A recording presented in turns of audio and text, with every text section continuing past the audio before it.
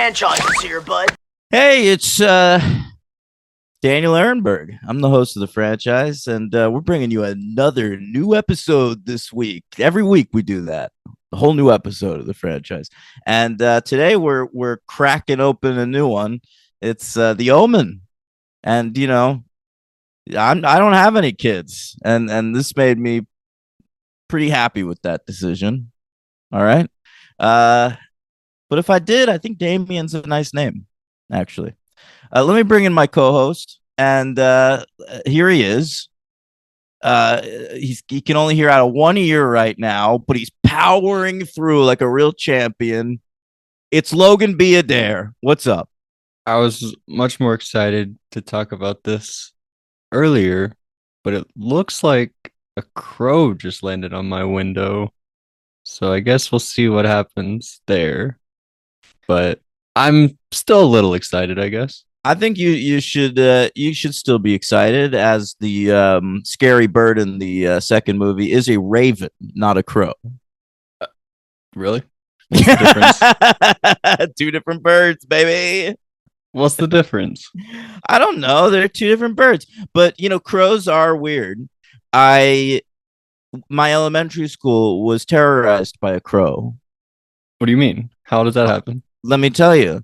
There was a crow that lived on the roof of my elementary school. It was only for like 2 weeks, okay? But I was in like 5th grade or something, and the crow would come down every morning and attack grade schoolers. But the same crow. How long did that last? For a couple weeks, and they had to like drive the crow out. Damn. One time a bat got into the school in elementary school. I don't like that. That was only for like 10 minutes, though. Did it get anybody? Everyone had to leave, and we had to send somebody in to get it. Yeah, I guess so. Bats are wily. It's like they won't calm down for like 2 fucking seconds, so you can, kill them. And they're actually secretly kind of loud. They screech, huh? You might not think that. Oh, I think that. I've told you the story about the time I got locked in a cemetery late at night, and I had to go through a tunnel with a bat. Yeah, I would have not done that. It was horrifying. Yeah. By the way, can't really tell what the difference is. I'm looking up a raven is bigger than a crow, but that's it. I feel like alligator, crocodile, you can tell apart more than crow, raven. Here's how I'm like, I look at a bird, I'm like, does this remind me of Edgar Allan Poe? And I'm like, oh, it doesn't. Then it's a crow. I don't know how you do that. Yep. It's just a preternatural bird sense that I have. Okay, that's pretty impressive. I mean, ravens look scarier, I guess, but I would never be able to tell.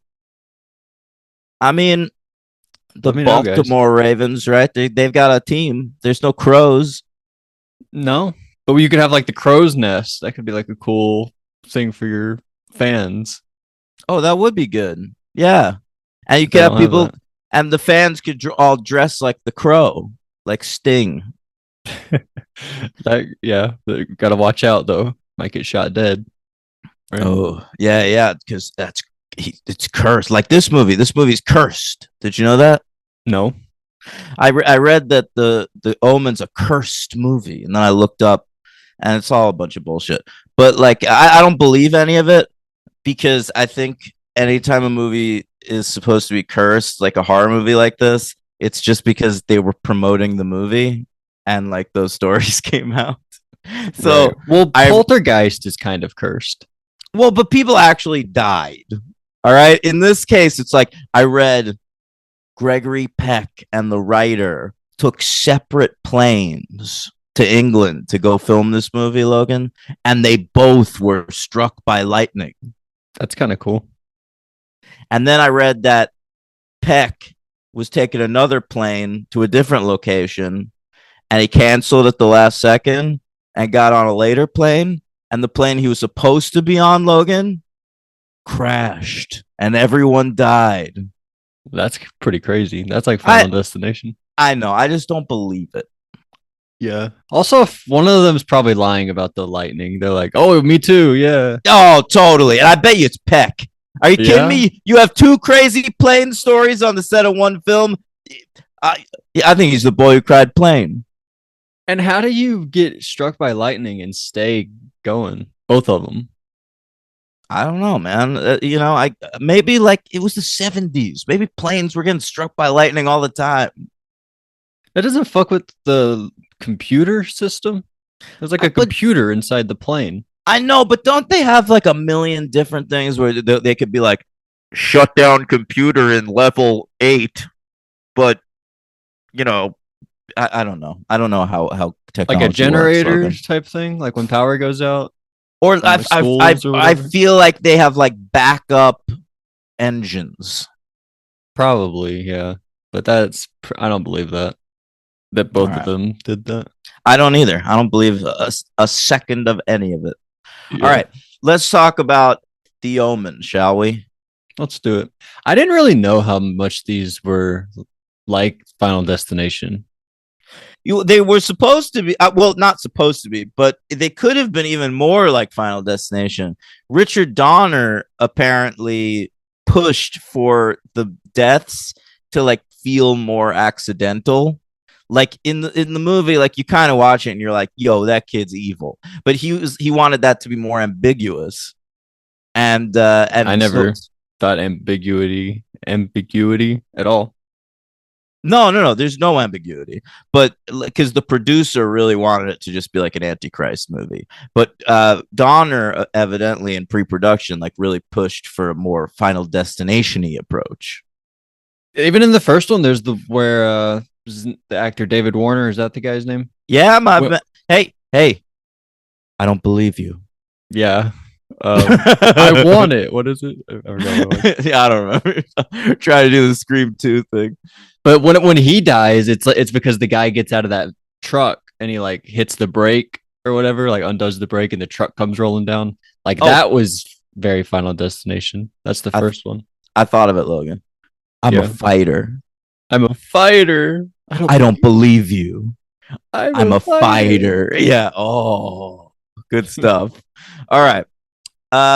So this is we're talking about the first Omen today, but not the first Omen. The first Omen. Right. But I'm Yeah, excited yeah, to see that. yeah. Right. It's not, that's like the purge. I never thought about that. But that's Right. gonna The be like the first purge. Purge. It's true. Um. All right. So I'm a big fan of this first one. Always liked this movie. What a hot take. It Is is. it? No, I was just joking. But the thing is, I was pretty surprised to learn. I went on Letterboxd and there were like a ton of threes. This first one, people I just like, know. yeah, it's fine. The Omen. Yeah, I do kind of feel like people meh this movie a little bit, and I'm They like do. to me it's an all time classic. Like people call it an Exorcist ripoff, which it kind of I guess is like going for that same sort of audience. But Yeah, I secretly, well, I guess not secretly because I'm saying it on a podcast. you're I prefer crazy. it. I like it more than The Exorcist. That's crazy. Really? That's where we're Yeah. starting here. No, Yes. I'll be honest. For a while, I was like, oh my god, five. This is amazing. I love every bit of this. And then we like go visit the old church where he was Like born. yeah, Like yeah. the We go to middle like part happened. Megiddo. I didn't hate it by any means. I'm still probably gonna give it a four, but the I don't know the Exorcist is better. It's more perfectly tuned. This one in the Yeah, middle drags I think it's better, but after I she don't falls off like the it as banister. much. That's the peak of the movie. I don't know. The priest getting impaled by that thing, I feel like there's nothing in The Exorcist I like more than that. What about the what? What about the deaths in The Exorcist? The guy when he kills himself, he jumps out of the window. Yeah, but what Uh, about when that plate glass decapitates that guy? when in this movie? Yeah. What, David Warner? Yes. Oh yeah. I mean, yeah, it was awesome. It was awesome. But I think this is more awesome than The Exorcist. I And think that's see, good. and I have a thing about that. Like I like when movies are entertaining and silly a little bit. And The Exorcist, it's really trying to it's a real film. You got to watch You the know, director's cut of The Exorcist. That's where you get more of the silly stuff. the spider thing. The spider, there's like the more of the silly faces of Pazuzu jumping around on Yeah. screen. You Yeah. get more of that. I like silly bullshit, and like The Omen is like a classy film with just the right amount of silly bullshit. I loved the directing. I loved all this stuff. There's one part Hey, where yeah. no, I'm saying Richard Donner, like he made Superman right after this. Like this was a big movie for him. Yeah, it dawned on Hollywood. This is a good director. Donned, it Yeah. dawned on Hollywood. Yeah. Is that the joke you were making? Yeah, is that any good? Yeah, it was all right. Okay. But there's one part where like the little dog, little, it was like actually a big dog. He jumps Cute over. dog, by the way, not scary at all. I mean, those are scary Rottweilers. Those are scary dogs. I agree, but this particular Rottweiler that they got for this movie, I think was too cute. There's a lot in the cemetery scene. That was scary. What? Oh, In the wait, the grave when they go visit the graveyard, and are there's there like a lot bunch of of dogs? Yeah, Yeah, I I believe so. guess so. But there's Not, one in the house. One they're hanging out not in the house. nearly as scary as all those monkeys, though. In what? In this, don't you remember? There's the scene where like Oh, the zoo. the mom takes Damien to the zoo, like a little safari thing. They're And like scared of all, Damien. The monkeys yeah, aren't the scary part in that scene. Damien is. I know, but all if I was the mom in that car and all the monkeys were surrounding me like that, all aggressive, I'd be freaked out. Of course. Yeah, of I course mean, you would. monkeys are basically humans, so it's like being surrounded by a gang. You know, it's as much West Side Story as Saturday Night Fever is in a way. Wow, it's a great call you just made there. Thank you. Um, I forgot what we were talking about before we went to the monkeys. At dog. Dog. Oh, where the he when he comes back home after learning like his when he's gonna like do the scalp thing, which was pretty hilarious too. Um, What the dog scalp like thing? when he looks for 666 on the boys. Oh yeah. Right. But when he comes home, the dog like jumps over a gate, and it was done like with in such silence. But then like the way that he landed, it was just one of the coolest moments in any movie I'd seen. Honestly, I loved that little 2 second part of the dog Wow. jumping. Maybe somebody I knows. gotta take a look at that. No, I love that, Logan. You this is a frequent thing with you where you just like decide little moments in movies are like one of the best things you've ever seen. I feel Yeah, like it's happened on the Buffy podcast. We do a lot, like just little yeah, moments that like that stick with you. yes, yep, totally. Buffy versus Mhm. the episode Buffy versus Dracula has like 4 moments that come to mind that are like some of my favorite moments. in Big any honking episode. castle. Big honking. There's a great shot where Giles and Riley leave a place after they're interrogating, like looking to see where Dracula lives. And it's just like a beautiful shot of there's like flowers off to the right, and there's like a gate in front of the camera. It was crazy. And like the that gate just lives opens, in your brain. lives in my brain. I think about it legitimately like once every 3-4 days. Wow. All right. Yeah. And same with this part here. But anyway, yeah, but we'll get into it, I guess. Better than The Exorcist. That's crazy. I was thinking more Not like along the better. lines of Poltergeist. It's like It's on that not level. better. I like it more. Yeah, okay, that's more fair. Yeah. All right. Let me give you a little background. Okay. All right. So this originated with a producer by the name of Harvey Bernhard, and he came up with it in 1973. He decided he wanted to make a movie about an Antichrist kid, and So the same year as The Exorcist. the same you got year this as idea. I bet you he got this idea in the theater watching The Exorcist. It seems that way. Yeah. So he pitched it to this writer, David Seltzer, and Seltzer turned it into a script. David Seltzer, he's an interesting writer. He's gone on to do a lot of stuff, and he's a prickly fella. And he later made a couple movies of his own as a director, and one of them's good. Lucas. He made this movie Lucas in the 80s. That's like a coming of age story with like Charlie Sheen. And then he made Punchline with Tom Hanks. You ever see Punchline? No, I don't even think I've ever heard of Punchline. It's like about stand-up comics. It's like trying to be like a subculture dramedy. Like this is a film like really digging into the lives of stand-up comics, but like real stand-up comics supposedly hate that movie because it doesn't like reflect like real life at that era of stand-up comedy at all. Like they're at the club like and they go to their lockers and it's like, wait, stand-up comics don't just have lockers and clubs. Oh, I would have believed that. You wouldn't believe that, yeah.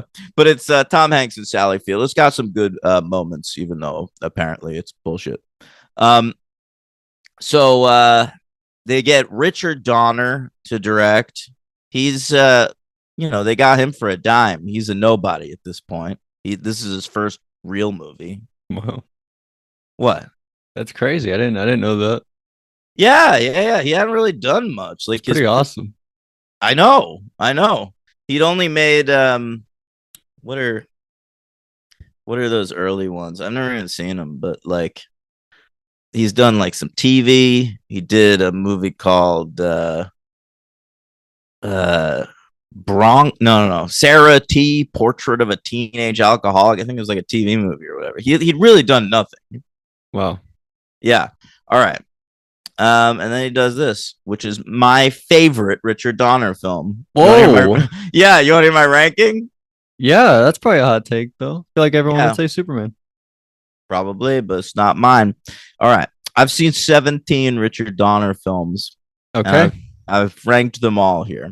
How many Lethal Weapons did he do? He did more than one, He didn't he? did all four. So he's like the George Miller over there. I didn't know that. Yeah, yeah. He loves Mel. Um, Yeah, true. all right, number 17, his worst movie ever is Radio Flyer. That was him trying to do like a Spielberg where it's like the imagination of children but they're like getting beat by their dad. It's horrible. Number 16 is The Toy. That's that really racist movie where a rich guy hires Richard Pryor to be a toy for his son. He goes to a toy store. He's like, "You can have anything," and he's like, "That black guy's funny." Wow, that's how that happened. Yeah, yeah, yeah. Wow. Number 15, Lethal Weapon 3, the worst Lethal Weapon movie. 14 is Conspiracy Theory, working with Mel again. Number 13 is Maverick, working with Mel yet again. Yeah. Yeah. Number 12, Lady Hawk. You'll never believe what that's about. Guess. It's about a hawk that they think is a man, but then lays eggs and they realize it's a lady hawk. Nope, nope. It's about a lady who turns into a hawk. Wow, that's way cooler. Yeah, yeah. Number 11 is Assassins with Sylvester Stallone, Antonio Banderas, and a young Julianne Moore. Number 10, Lethal Weapon 4. How young was young Julianne Moore? Very young. It's like 1995, a couple of years before Boogie Nights. Mm-hmm. Number 9 is Timeline, which is kind of bad, but also I kind of like it. It's with Paul Walker, you know, and Mm-hmm. they're like traveling back to medieval times. Also, a very young Gerard Butler in that film. They interact together. That'd probably be pretty hilarious. Plenty. Yeah, there's some great interaction between them. Um, number 8 is 16 Blocks with Bruce Willis and Mos Def. Number 7, Inside Moves, which I think was a flop, but it's about this dude like trying to like get okay with being a paraplegic. Little drama he made in the 80s. Number 6 is Scrooged with Bill Murray. You know, he's made a lot of bad movies, I gotta say. I didn't know that was bad. No, Scrooge is okay. I just realized like now we're finally getting to like stuff I like on the list. Yeah. Yeah. All right. His top 5 though is all killer, no filler, baby. Number 5, the original Lethal Weapon. Mm-hmm. Number 4, Superman the movie. Number 3, The Goonies. Wow. Number 2, Lethal Weapon 2, which I believe is better than the first one.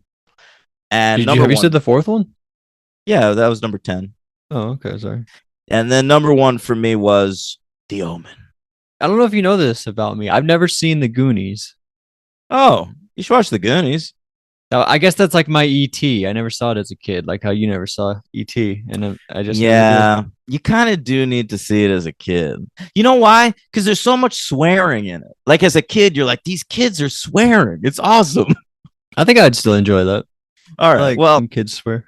we're gonna do Bad News Bears on the podcast soon. So maybe you'll get like a real kick. You're real excited about seeing kids swear. Yeah, I guess it depends how they do it. Yeah. I thought the Bad News Bears they only did one and then the remake. I didn't know they did a part two ever. No, they did a part two and a part three. Nobody ever talks about them, but I watched them incessantly as a child, Logan. The second movie is called The Bad News Bears and Breaking Training. Yeah, I've actually heard of that. And the third one is called Bad News Bears Go to Japan. And if you think there might be some racism in that film, Logan, you are correct. Wow, that's like that second Three Ninjas. Don't they go to Japan in that one? Oh yeah, Three Ninjas Kick Back. Not the best one. I watched Apollo 13 this week. I thought about watching that. I own that. I was like, oh, I might watch it.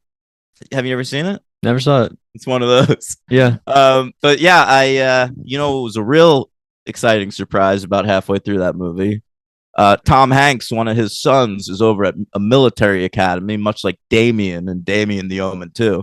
And they cut to him, like to show his reaction to like his dad going to space or whatever.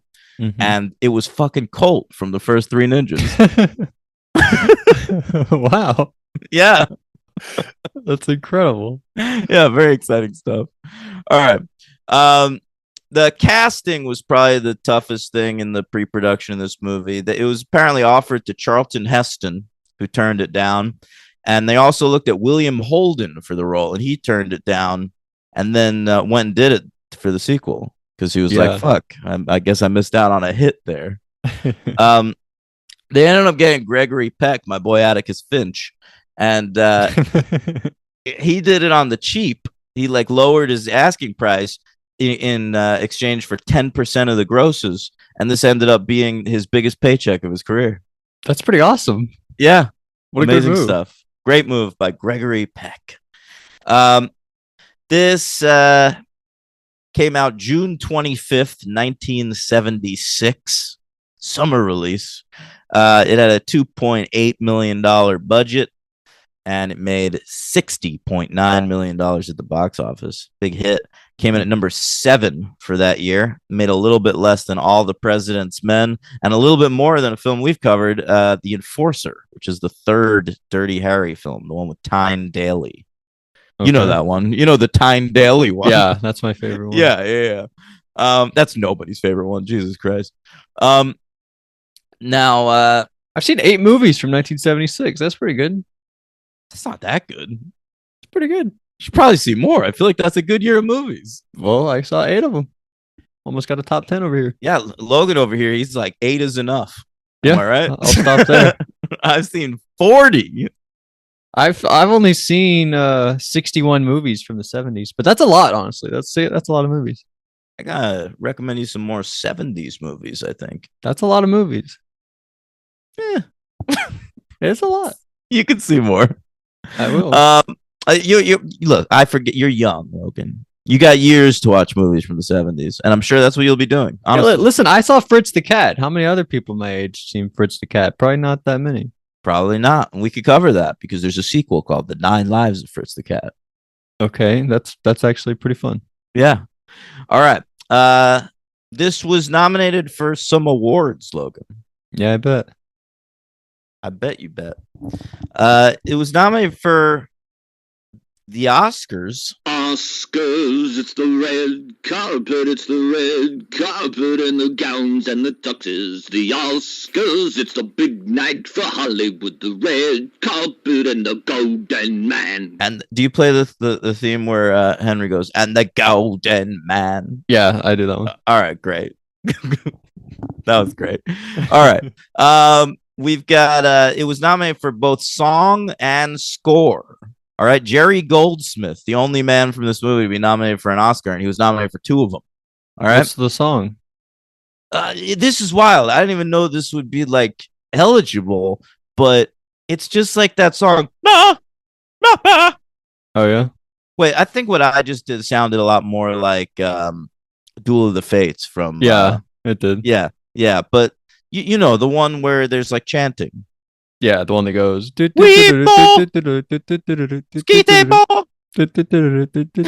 All right. Listen, this is no Duel of the Fates, but it's pretty good. I think it's called like Ave Santana. There's no way I have that right. You might. Ave Santana. It's my favorite porn star. Ave Santana. Who are you thinking of? No, I was just making a joke. I don't I know, but when you make that joke, who are you thinking of? know. Nobody in particular. That's crazy to me. Who are you thinking of? I don't know. I didn't make that It just joke. sounded like a porn star name. Is all I was going for. I guess it kind of does. Ave Satani. I wasn't that far off. To be No? honest. Yeah. All right. He lost that award. The best song of the year was Evergreen from A Star Is Born. But the best score he won. That's He awesome. won the Oscar. It's the only time he ever won in his whole career. Wow. Well, I'm glad Yeah. we get to talk about it here. Yeah. Shout out to Jerry Goldsmith. I mean, he's like great, Jerry Goldsmith. Yeah, one of the top 10 most famous, probably. Probably. He did what? Alien? Isn't that him? I don't know any of his work specifically. What? But, I mean, I don't know. What is it? Let me look back at it. Here. I love when they look back at it. He did Alien. He did Chinatown, The Mummy. I was right Gremlins. about Alien. Yeah, you're right about Alien. Poltergeist, LA Confidential, Basic Instinct, First Blood, Planet of the Apes, Gremlins 2, God, Burbs, Air Force One, an tons of amazing shit. career. An a amazing Star career. Trek, a Psycho. Yeah, Pretty cool stuff. hard to beat. Total Recall, Sleeping with the Enemy. Did I say The Mummy? I don't. My favorite movie. You love the Mummy. That's the best. All right. Anyway, he didn't win the Oscar for the Mummy, unfortunately. No. All right, Saturn Awards. So Saturn is between Uranus and Neptune. Saturn, whoa! Sci-fi blessed films. They nominated for Best Horror Film, and it lost to a movie I've never heard of called Burnt Offerings. I've heard of that, I think. Have you? Yeah. That's crazy. I think that's I crazy. You never couldn't heard of that. believe that one. Like, because also nominated that year for the same award, Carrie. Really? Yeah. And this movie by Dan Curtis won. Yeah. This guy just Jason makes horror Anthony films. Harris, former franchise guest Jason Anthony Harris of the great band Public Speaking, he gave it a 1 on Letterboxd. Raj didn't like it either. Yeah, it's crazy. That is crazy. Should I watch it? James Davis, who's a listener, gave it a 4. That's pretty good. Yeah, why not? It's long though, almost 2 hours long. Burnt Offerings. It's about like a spooky house, I think. Yeah, giant I house. like spooky house movies, I guess. Yeah. All right, anyway. By the way, Mike Flanagan, the director, he recently his Letterboxd, he just watched Lake Mungo, gave it a heart. It was a rewatch. I've heard him say that that's one of his favorite horror films of all time. Yeah, left a big review. Exceptional, terrifying, ultimately heartbreaking. I don't know what that is even. Yeah, that's the one you need to watch. Should I watch Lake Mungo? Yes, it's very short, and me and your girlfriend both. Is like that it. about a spooky lake? Not really. I mean, sure. Okay. It's about a girl that goes missing. All right. And You it's only filmed gave like- it a it's 3, filmed- man. Mike Flanagan likes a lot more than you do. I think I was wrong because like the scariest part. Well, you should watch it, then we can talk about it. But All it's good. It's about a girl that goes missing. It's made like a mockumentary. It's made like a documentary. You know. Yeah, that's what a mockumentary is. But I feel like when you say mockumentary, people think funny because I mock guess so. sounds funny, but this isn't I guess funny. so. All right, listen. Golden Globes. It's the GGs, the Golden Globes. It's the Hollywood Foreign Press, mostly French. It was nominated for a Golden Globe, and I'll tell you who was nominated. The Kid. Wow, awesome. Yeah, he is Heart- it's one of the best looking casting choices ever. He looks so terrifying. He's absolutely dynamite. So his name's Harvey Stevens. He plays Damien, and he was nominated for Best Acting Debut. That used to be an award at the Golden Globes. And listen to who he lost to.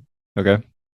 Arnold Schwarzenegger for the film Stay Hungry. And I think that's bullshit. I think we should go back and give it to Harvey Stevens because I've seen an Arnold Schwarzenegger movie called Hercules in New York that came out like 5 years before this. All right, then. So that's ineligible. Acting debut, my behind. Yeah, that's wrong. All right. Now let me tell you some more about this kid. Harvey Stevens, Is because he alive still? He is alive. He is alive. But in 2017, he spent a year in prison. Mm-hmm. Okay, and I want to say it's bullshit. Okay, well, it's only a year, so they probably thought so too. Listen, it is absolute bullshit. You tell me he goes to prison. I think the only charge you can give this man is he won a fight. Okay, all right, what do we got? All right. He was a road rage attack on 2 cyclists in England. Okay. What happened was he honked these motherfuckers. Okay. So they were probably slow as shit. Mm-hmm. All right. In his lane, not supposed to. Yeah. And one of them gave him the finger. Okay. All right. So it's not Stevens. All he did was honk. This motherfucker gives him the finger. Mm-hmm. All right. So this Damien kid, he pulls over, gets out of his car, punches the dude who gave him the finger, immediately knocking him unconscious with one punch, Logan. Wow. All right. Then the other guy in the other car tries to like defend this guy, and he punches him twice in the like face. The guy behind him who he stopped because he stopped his car. Yeah, I think maybe they knew each other. These 2 drivers like they were probably like talking back and forth. Hey, what are the directions to the place again? Honk, honk. Hey, fuck you, finger. Punch out. Okay. Then second guy gets out. He punches this guy twice, inflicting dental injuries, knocks out his fucking teeth. All right. So then he has to go to jail for a year for this. Well, are you kidding me? Yeah. As far as I'm concerned, he was just an impatient driver who got into a fight through no fault of his own. I kind of agree. And won the fight handily. A year in prison, that's not right. I didn't know you could go to prison for something like that. And he wouldn't have, except he was so good in the fight that he caused bodily harm to the guy. That sucks, honestly. So I know. He was punished for being too cool. Yeah, he was punished for being too awesome and being too good at fighting. We got to send John Cena to jail. Yeah. Or like, a guy who fights for real, like Brock Lesnar. Yeah, because he fights for real. Yeah. I don't know. I don't see Cena doing well in like a real fight. Anyway, this was also time for a BAFTA award. The British Academy of Film, Television, and Arts. BAFTA. These awards are all over the place because, like, usually I feel like we cover a movie and like the same guys get nominated for everything. Like, but Goldsmith won this Oscar. He got the kid nominated at the Golden Globes. Now at the BAFTAs, they nominated the nanny, like the spooky nanny. Oh, she was fun. Yeah. Baylock? Yes. That's a cool name. Mookie Baylock. And she was, the actress's name is Billy Whitelaw. And she was nominated for Best Supporting Actress over there at the BAFTAs, but she lost to a young lady by the name of Jodie Foster for Taxi Driver. Wow, that's huge. Yeah. It's crazy. Right. She couldn't even be nominated for the Introducing because she'd been in movies before that one. Yeah. In fact, it wasn't even just for Taxi Driver. Evidently, she was nominated for Taxi Driver and Bugsy Malone. Wow. She was already killing it. I've never seen Bugsy Malone, but I think I want to now. Is she Bugsy Malone? I don't know, but she appears to be like the lead. Wow, that's incredible. Yeah, she's good. Yeah, Jodie Foster. She's still very good. Yeah, you gotta watch Nyad. She was very good last year. Oh yeah, I forgot about that. She was nominated for an Oscar just this past year. Yeah, and she's the best part of that. Not Annette Bening. No, she's good too, but Jodie was better. Yeah. So was Rhys Ifans. He was good too. That dude, Rhys Ifans, the breakout comedic force behind Notting Hill. Wow, who knew? I remember after Notting Hill, people thought he was gonna like really cross over, become a comedy star. It didn't really pan out for him, unfortunately. He's like the best friend or something. Yeah, he's like Hugh Grant's like wacky friend. All right. Let's that's it. Let's talk about the movie a little bit. Did you notice, by the way, the nanny she would say ma'am, but she'd be like mom. That's a British thing. Are they British? Well, they aren't, but they live in England because Gregory Peck's character Thorne, what's his first name? Martin? No. Martin. It's Robert. definitely not Martin. Robert Thorne. All right, Robert Thorne. He's like the new American ambassador to Great Britain. All right. Okay, so I mean, he's American. he's an important American. You'll recall that at the end of the film, we see the president at Right. his funeral. That was huge. Huge stuff. Who was president back then? Were people like, oh my God, they got the president? Did people do that back then? Watch movies with the president and associate it with the president in real life? I think Because now we would have to, but back then I feel like they didn't. Probably. Yeah, I mean maybe. I've been reading all these like early 70s Marvel comics, you know, and every so often you see Richard Nixon. Yeah, Yeah, that's it's weird. weird. I think it would be impossible creating like a fake president these days. They tried that Civil War, didn't they? And you said you didn't like it. Yeah, because it like I don't hate that idea like in general. For years, like they would just make it like a generic white guy. That would be the president. And then when Obama was president, you start seeing generic black guy a little bit. Right, Jamie But- Foxx. Yeah, Jamie Foxx. Or I mean, the first time I can remember them doing it is Deep Impact when Morgan Freeman was the president. True, but that was way before. That was in the 90s. Yeah. Yeah. But I'll tell you, yeah, it was just Nick Offerman in Civil War. And I was just like, he's too recognizable a face to be in like 2 scenes of a movie as a president. So it has to be a complete nobody now. You can't do Yeah. Harrison Ford or Bill Pullman. You can't do people like that anymore. Yeah, I think it's got to be like a real generic, like it's got to be like David Strathairn or something. Jim Cummings would be a good president. He'd be a really funny president, wouldn't he? He'd be great. You pop. He like, should make some a movie gray where he's hair the on president. Jim Cummings' head. He's the president. Great. That would be awesome. That should be his next thing. I'm the president. Yeah, and the opening should just be like him, sort of like at the funeral from Thunder Road, except he's in the Oval Office. Doing it. Exactly like. Yeah, I was gonna say 100%, or an inauguration, something, or a debate, something like that. Oh, that would be great. A president movie with Jim Cummings where it just opens with him having like an emotional breakdown at his inauguration speech. That has to happen. That is so good. All right. So the film opens. We're in Rome. All right. Great opening. Great opening. I was like way on board for like an hour or so. Oh, well, I was on board for the further 51 minutes. I think it took like when Remick leaves the movie. Yeah, That's when I kind of you leave the do movie. miss Remick. Yeah. It's like when Hermione leaves that second Harry Potter movie. You mean when she turns into a cat? Exactly. Well, then she gets like petrified. She gets frozen. Oh, yeah, that's right. I forgot about that. Lee Remick's a good actor, man. Oh, I Like, love her. She's sort of too good for this movie, but I don't care. She's amazing. Yeah, I've only the only 2 movies I've ever seen her in besides this, Anatomy of a Murder and Days of Wine and Roses. She crushes both of those. Both those, Especially movies. Days of Wine and Roses. She's awesome in that movie. She's incredible in Days of Wine and Roses, but also in Anatomy of a Murder, she's so sexy. Yeah, she's awesome. She died very young. She was like 50 years old. Yeah, what happened there? 55. She had cancer, like liver cancer. Oh God, that's terrible. Yeah.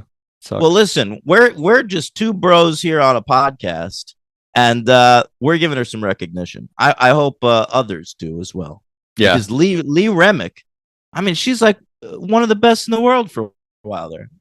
Yeah. I was trying to think of like comparisons today. I gave up, so I probably shouldn't have even mentioned that I tried doing it and failed. But she's like pretty unique. I don't know. She's awesome. Yeah, she's definitely she's a vibe and a half, Logan. Yeah. Yeah.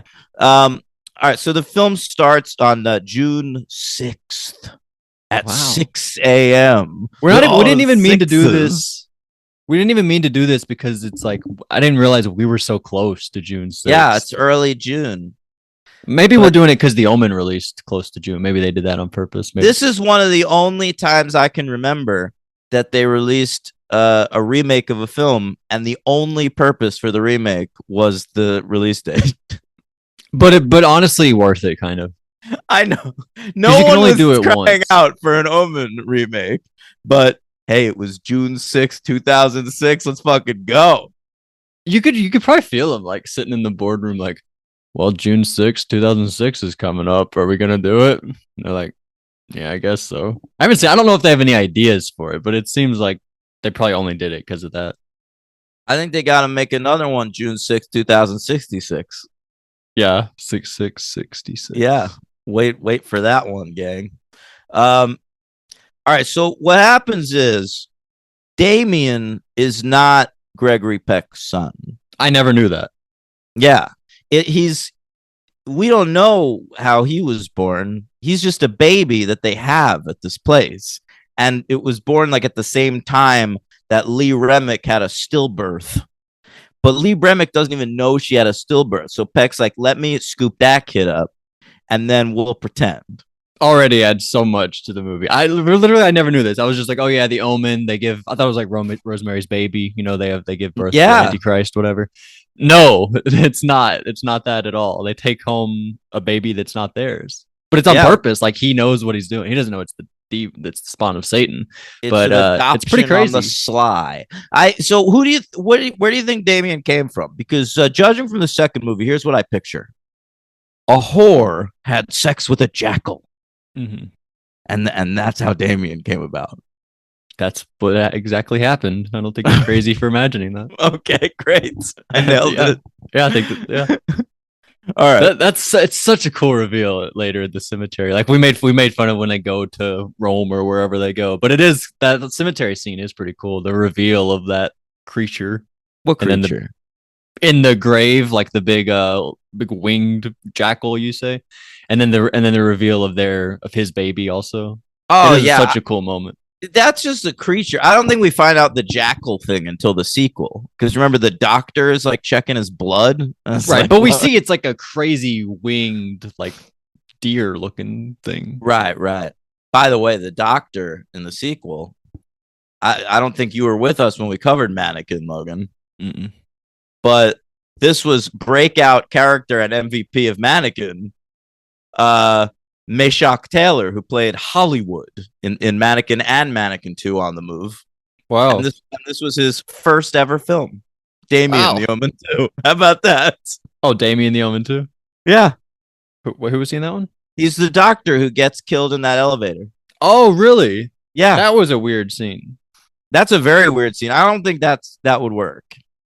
Like if the Mythbusters tried to kill someone in an elevator that way, I don't think it would work. I didn't really understand what was happening. He collapsed to the bottom, but it's hard to explain it. It was like, but then the thing came crashing onto him and he died.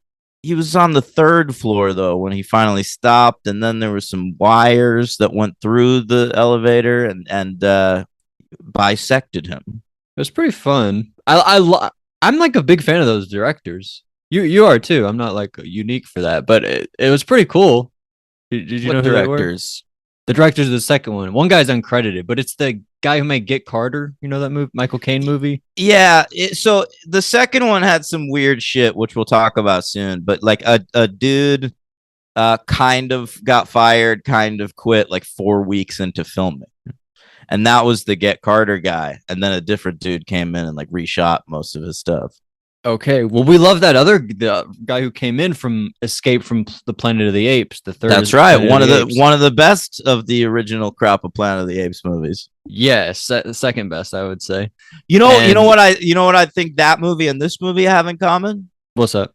Great use of dummies. Yes, that's what I was gonna say. Yes, but I don't know if that's him or the Get Carter guy because he does the same thing. I think it's him. Evidently they didn't use that much of the Get Carter guy. The Get Carter guy had a huge fight with the producer, and it was a problem. Okay, you're probably right, because I remember the end of Escape from Planet of the Apes. There's the crazy part where like they shoot Cornelius, was that the name of the guy? And he falls off the thing, and it's like he falls from such a high height. It's awesome. Yeah, check that out, you guys. Just see that fucking dummy flailing. But the Get Carter, he does the same thing. I remember at the end, like a body gets dumped in the river over this thing that like circles, and there's another thing it falls onto a car. Yeah. So they're both very practical. They're pretty similar directors actually, and I like them both. So I don't know. It's pretty cool. I think Mike Hodges, the Get Carter guy, is a better filmmaker, but he's also like got more of a style, and I think they didn't necessarily want that for a sequel. Yeah, I think they're both very similar. Like I couldn't really tell the difference honestly. But you're right. There's the part where she gets hit by the truck specifically. That part is awesome. I was losing my mind. I was That's like, a great. we should be dummy. recording a commentary track right now. When Like, the this is an fucking awesome movie. like another wheel, like a later wheel, because it's like an 18-wheeler, and she gets hit by the truck in the first place, but then like the 16th wheel runs over her as well, and I thought that was a great moment. It was so sad. Uh, And she's by the way, blind. It's like a terrible death. and that character's name, Joan Hart. Why is that? I'm just saying, Significant. Melissa Joan Hart. Oh, Melissa Joan Hart. That's very Yeah. true. Yeah. And she was driven crazy, like in the film Drive Me Crazy. Except here it was Damien, and in that film it was Adrian Grenier. Both very similar. Yeah. He could have played Damien. No, really. They should have done that on Entourage. You know how he was like Aquaman or whatever. He should have played Damien in a reboot of The Omen. As like an old Vinny like a guy in Chase. his 20s. Yeah. Hey, that's what Sam Neill's doing in the third one. No, don't spoil it. What? I mean, it's just I he's didn't the know star Sam of the Neill movie. was Damien. Yeah, he plays Damien in the third Omen. I wish you didn't say that. Like I'm that's so awesome. sorry. But that would have been a great reveal. I put on Omen 3 and it's Sam Neill. Yeah. We'll look forward to that next week. All Yeah. right. So anyway, what else about this first one do you want to talk about? Oh man, I mean we take the little boy home and then the birthday party scene, iconic. Yeah. Well, That's what I knew about the movie, really. That scene. Oh, really? It's Interesting. all for you, Damien. Eric Nelson wrote in the comments section that the song's All For You by Sister Hazel, which was a big hit in the 90s slogan, was apparently referencing that. I didn't know that. That's awesome. You know that song? No, I don't. I don't know who that is, Sister Hazel. Maybe you should end the episode with that. will. I'll get all the lyrics wrong, but here's how it goes. Okay. I could say that it is, but it's all for you. And it's all for you.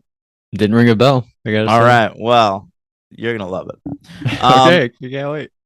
All right. So I like the montage of Damien growing up. That's just like still shots of them having a real nice time. Oh, so good, so good. Yeah. You know what it reminded me of? It's like because it's evil. You're like, it like it's not happy times. It reminds me of in Pet Sematary when he dies, the little boy Gage. His name's Gage, by the way, not Gage Petronzi, but Gage. And that was Buffy reference. Yeah. Go fish. Yep. Hell yeah. I'm on a roll. Episode 20, baby. But whenever Gage gets run over by a car in Pet Sematary, Dad like looks through old what do they call that?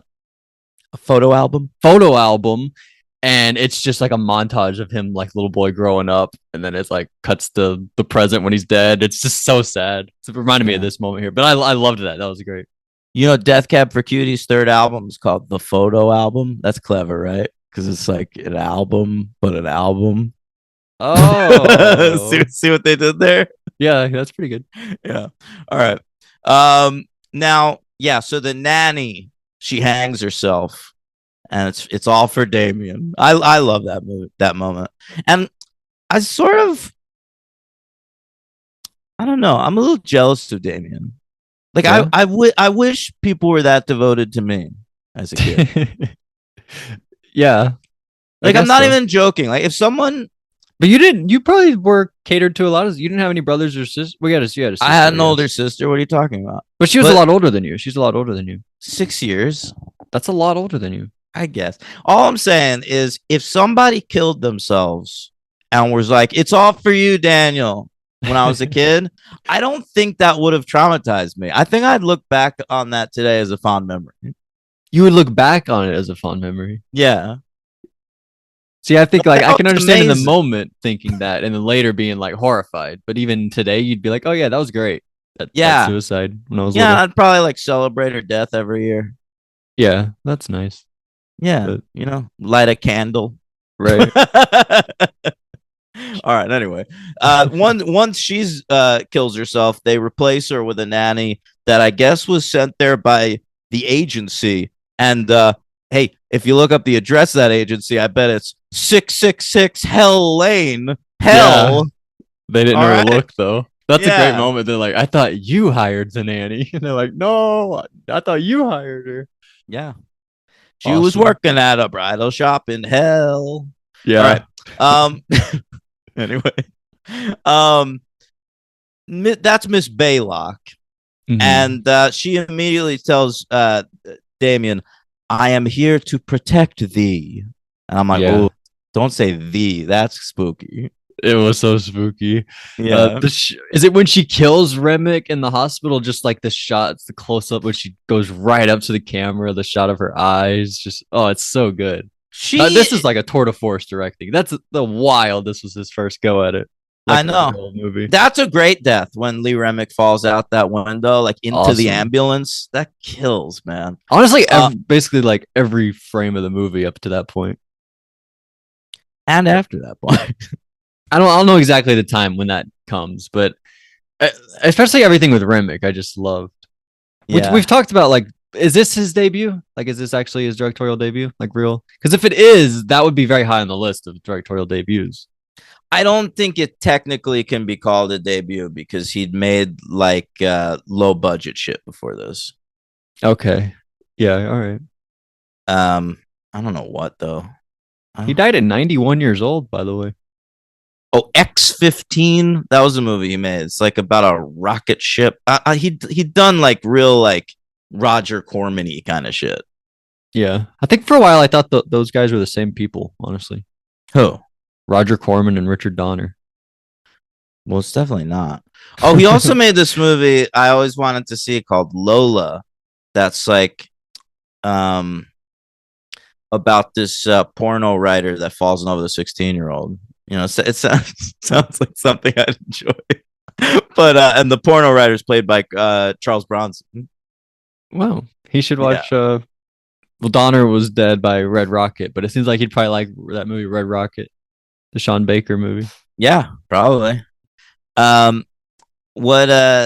right, so Damien, it's not going well. It's not going well. Yeah, they try to take him to church. It goes very poorly. Freaks out.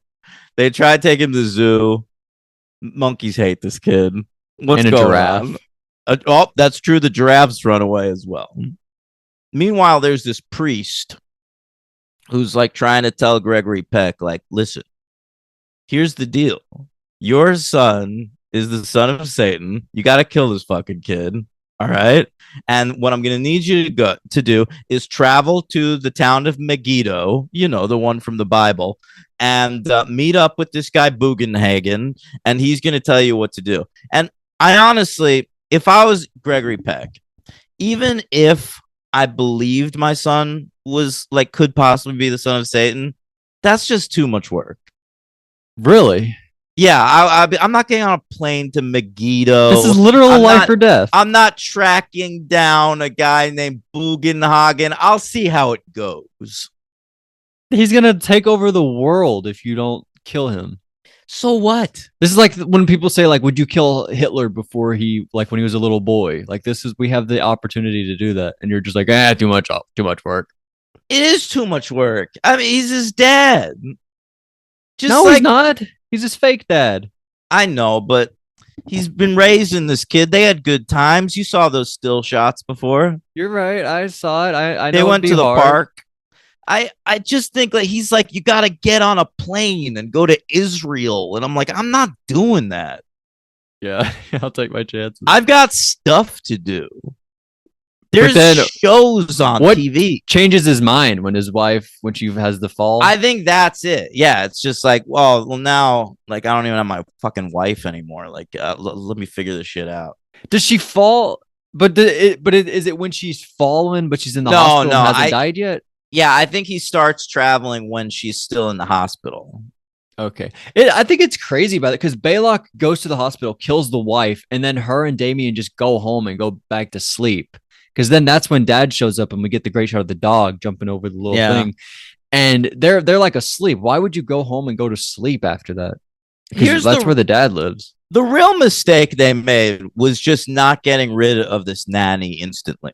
The second they realized that like neither one of them hired a new nanny, and she says she was sent by an agency. I mean, I say get her the fuck out of the house right there. Okay. And then even if you don't do it right there, when she says, I got us a dog. He didn't like that. He did say like get rid of the dog. I know, but I wouldn't have just gotten rid of the dog. I would have gotten rid of her. That's a crazy move for a nanny to make on week 1 of employment, introducing a fucking domesticated pet to the house. Yeah, and it wasn't even like a baby little dog. This is a fully grown adult Rottweiler that they found outside. Like it was one that just been sort of hanging around the property. Yeah, it growls every time you walk near it. Yeah. Yeah, I guess that's grounds for throwing her out, but we didn't know. Get rid of this bitch. Yeah, I understand. But I mean, it's like he shouldn't even have to do it himself. He's like an ambassador. True, just clap your hands. Be like, yeah, get rid of her. Like hire, like get your assistant to do it, or like a Secret Service. It's true. By the way, it's pretty funny. They say like Damien's plan is to come in and inherit like the role as the ambassador and then kill the dad and rule the world. And it's like that's the devil's plan, is to like rule the UK through like the ambassadorship. That was so funny to me. Well, but they also said like he's apparently an up and coming politician. At one point, Lee Remick calls him the future president of the United States. Right. And so I think maybe that's the plan, is to be the But what? That doesn't make you anything. Well, but if your dad's the president and he dies, you're not then the president. There's a vice president. Tell that to George W. Bush. Well, he had to run. Like that means that Damien would then have to run for president years later and win over the country. I think that's the devil's plan. That's his plan, is to run for president. He's like, my son will be a nepo baby, both as Satan's son and as the son of this president, and then he'll rule the free world. Yeah, I guess if there's one guy who could do it, it would be the double nepo baby of Satan and the president. Yeah. Who better than him? One of our finest nepo babies, Damien. Oh, the wife gets pregnant, right? Right. That's why we throw her off to the banister to kill the baby. Yeah. What do they think? Like maybe this baby will be a force of good, and it'll fight Damien. Yeah, maybe the good son. The second movie is the good son a little bit. It is a little bit, yeah. The second movie is a ton of movies together. It's The Good Son. It's Final Destination 2. It's Hannibal. It's Child's Play 3. Earlier when we talked about that, I was reminded of Child's Play 3. Totally. It's like every sequel rolled together. It's kind of awesome. I enjoy Damien, Omen 2. Me too. I've always said I like all of the first 3. It had good reviews on Letterboxd. Yeah. All right, so they're considering having an abortion at one point. And I guess the nanny really solves that debate for him. Yeah, there's no choice to make, turns out. Yeah. Now, you want to talk about the David Warner character a little bit? Yes, because we've mentioned Final Destination a few times, but this was the kind of the most Final Destination part. It's actually Final Destination 3, the one with Mary Elizabeth Winstead, how she takes photos. My favorite Final Destination film. Did you say yours? Yeah. Yeah, but I think that ended up both of ours. And that was a surprise. I didn't expect that. I expected 1 or 5 to be the best. But she takes photos. 5, that stupid twist ending. That's a great twist ending. Some of the other parts in the movie is dumb, but don't shit on the ending. But I will always shit on that ending. No, but she takes photos, and in the photos you can see like, oh, there are swords. Like this guy, the weight guy, is gonna die from swords, right? Know? So, and in this one, he sees in the photo like a lightning rod go through. Yeah, little shadows, and then it's like, look, the shadow looks just like that thing that impaled him. That seemed like such a modern thing for such an old movie. That's another crazy thing that like I wouldn't have done if I was Gregory Peck in this situation. Like if that like photographer was like, come to my dark room so I could show you some shit about your son, I'd be like, no, I'm not doing that. A lot of other weird shit's happened so far. I'm not going to some stranger's dark room. I feel like I would. Honestly. Right. I'm not. It's just like I only have so much time in my day. You know, you just don't care about solving this, and I do. That's the difference. I would be willing to trust people who want to help me. and you would be like, let's just But die. I don't once even we know die. what there is to solve at this point. The mystery. Who's Damien? What, my How do we kill son's him? kind of spooky? Yeah, I think so. I guess. And why is everyone dying around him? I mean, This doctor who said he's going to take a look at him suddenly died in an elevator 10 hours later. What's well, that that's about? the sequel. That's the sequel. I thought that's what we were talking about. No, the priest. The priest is like the one Oh, who's right. like trying to help him on that park bench. He gets True. and that is such a good death. Yeah, it is. All right. But anyway, David Warner, he's like his real partner through the whole thing. Like, I guess I think that helps Peck like go to Megiddo too. Now there's like one dude who like agrees with him on this shit. Like, it's like, well, I guess this might be real. So they go find Bugenhagen, and he's fun. He's the only Omen character that's in multiple films. That's Like, not at all true. No, played by the same dude though. Okay, yeah, that's true. Yeah. But Damien is in more than one. No, I understand Damien's in all of them. Yeah. But yeah, awesome opening of the next movie. Like with Bugenhagen, and I was blown away by the direction. That was the Get Carter guy. The opening's the Get Carter guy. It was one of the few things they didn't reshoot. Legitimately, I cannot tell the difference between those two. I've only seen like the one movie, but they're so similar, and they just do everything the exact practical way where you would feel what the characters are going through. And he nailed it there. I don't know how they filmed that, but it was like, oh, they just like shot those two getting buried alive. And I don't know how they did it. Really. Yeah. That's gotta be a bad moment. Like when you realize like, oh, there's nothing I could do. I guess I'm getting buried alive by rocks and sand. I've thought about that. Like some people know like, oh, I'm gonna die right now. Yeah. Before they die. I really hope I don't experience that moment, you know? I know. That's so scary and so sad. Yeah, I want to just fucking go. There are two ways you can die. One where you just die, and the other where you know you're gonna die. And I hope I don't know I'm gonna die. Yeah, like I think about it a lot, and like I'd like to just like maybe if someone just shot me on the street. Yeah. I had a great review recently on Letterboxd. I love talking about my Letterboxd reviews. And it was the movie Once, which we talked about recently. I said that I wanted somebody to kill me right after I watched that movie. One time I'm gonna watch it, and then I hope someone kills me like immediately after that. You want that to be the last film you ever watch? I would leave on such a high. I'd be so, and then boom, blackness forever. That'd be a way to go. It's not blackness forever. It's just nothing. You don't exist anymore. Who knows? I do. How? How do you know that? Because That's I'm such not a Daniel thing to be like, I know what happens after death. I do know what happens after death. I'm not a fucking dumb. But other people would be listening death. like, he is a dumb because he thinks he knows what happens after death. Oh, yeah. Well, guess what? If you're like, well, but the other options are I might go to another realm of existence or reborn as an animal. That's dumb talk. But what's dumb is saying you know for a fact this is what happens, because you don't. I do. I know for a fact. See, that's the part that's crazy. This is the thing I am most certain about in the world. What happens to your soul? There is no such thing as a soul. We have no souls. No. Maybe you're Damien. You have no soul, so you can't relate to people with a soul. Nobody does. Soul, that's a made up thing. What about the Pixar made a whole film about it? Yeah. It's a beautiful metaphor, but it's not how it goes. Wow. We learned in this episode that Daniel is the Antichrist. I wish I was. Anyway, you don't either, Logan. No one does. Wow. Thing. Remember, it used to be a thing about redheads. We would say like redheads have no souls. Yeah. And they also, that was the movie 21 Grams. They say like when you die, Logan, like your body all of a sudden weighs 21 grams less because your soul leaves your body. Really? That's what that is about? Yeah. Interesting. Yeah. Wow. I like that. I like it too. It's cute. It's cute.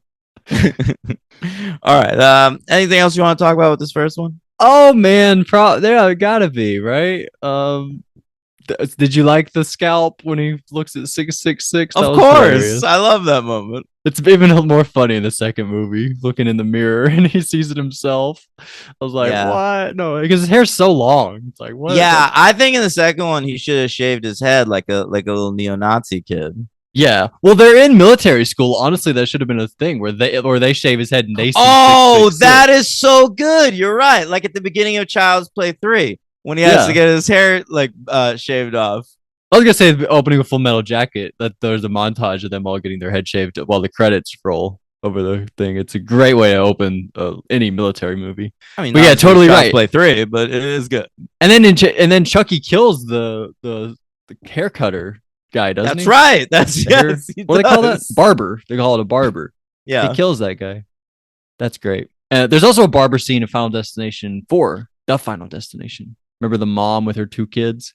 Oh, I love that scene. It's probably the best scene in that whole movie. She gets a rock in the eye by the lawnmower when she goes outside. So that ranks crazy. very high on our list. We ranked deaths one time. Final Destination 4, is that the one with the NASCAR race? Yeah, that's the worst one. That's the so one with that crazy. guy that you hate. What you guy? read your mean tweet? Oh, Nick Zano. Nick Zano. Yeah. Right. That's that one. That But guy's terrible. love the ending. Sick as fuck. Right? It's like exactly what would happen. It really, it was like I feel like I hear stories about that. You know? You mean like Donner? He's so Bugenhagen. I meant Peck.